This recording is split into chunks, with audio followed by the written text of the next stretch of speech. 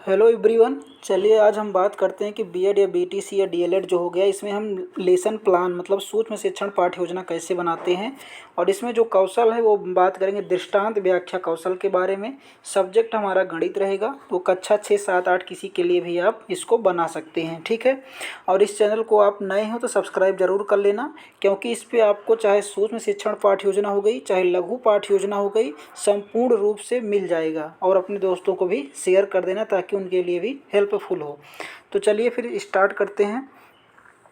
सूक्ष्म शिक्षण पाठ्य योजना यह है दृष्टांत व्याख्या कौशल, ठीक है। कौन सा है? दृष्टांत व्याख्या कौशल। सबसे पहले आपको अपने विद्यालय का नाम लिखना है, इस प्रकार डालना है और आगे विद्यालय का नाम लिखना है।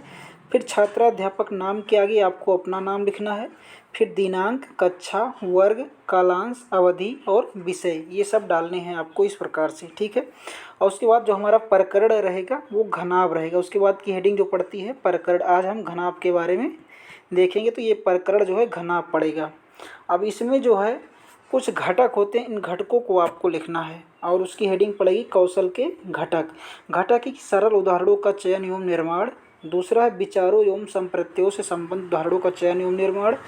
तीसरा है रुचिकर उदाहरणों का चयन एवं निर्माण। फिर है उदाहरण देने के लिए उपयुक्त माध्यम का चयन एवं निर्माण। पांचवा है बीच बीच में समुचित प्रश्न पूछकर छात्रों की समझ जांच करना। उसके बाद है छात्रों की से उसी प्रकार से के संबंधित उदाहरण के लिए कहना। तो ये जो है 6 इसके मुख्य कौशल के घटक हैं। अब इसके बाद जो आपको हेडिंग डालनी है पूर्व ज्ञान की, और उसमें लिखना है कि विद्यार्थी घनाभ के बारे में सामान्य जानकारी रखते हैं, ठीक है।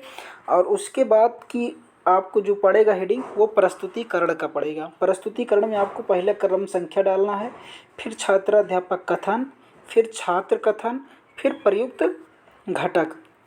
और उसके बाद आप प्रश्न पूछेंगे विद्यार्थियों आप सब कहाँ बैठ कर पढ़ते हैं। प्रकरण निकलवाने का मतलब ही यहाँ है कि आप उस जैसे घनाभ को पढ़ाने की बात कर रहे हैं तो उस टॉपिक पे ऐसे शुरू करें प्रश्नों की श्रृंखला कि लास्ट में आप घनाभ पर पहुँच जाएं। तो जैसे हमने कहा कि विद्यार्थियों आप सब कहाँ पर बैठ कर पढ़ते हैं, तो बच्चे बताए क्या कहे कमरे में, और यहाँ पे तो प्रयुक्त घटक लिखना है।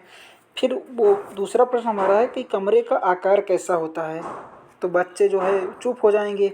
फिर आपको उसका स्पष्टीकरण देना है। स्पष्टीकरण कैसे देंगे कि कमरा की संरचना घनाभ के आकार की होती है जो एक त्रिविमीय आकृति है जिसमें 6 फलक, 12 किनारे तथा 8 कोने होते हैं। कमरे फिर तीसरा प्रश्न आपका रहेगा कि कमरे में कितने फलक होते हैं, क्योंकि ऊपर आपने बताया तो उनसे फिर पूछ लिए 6 बताएंगे। 6 कमरे में कितने कोने होते हैं 8।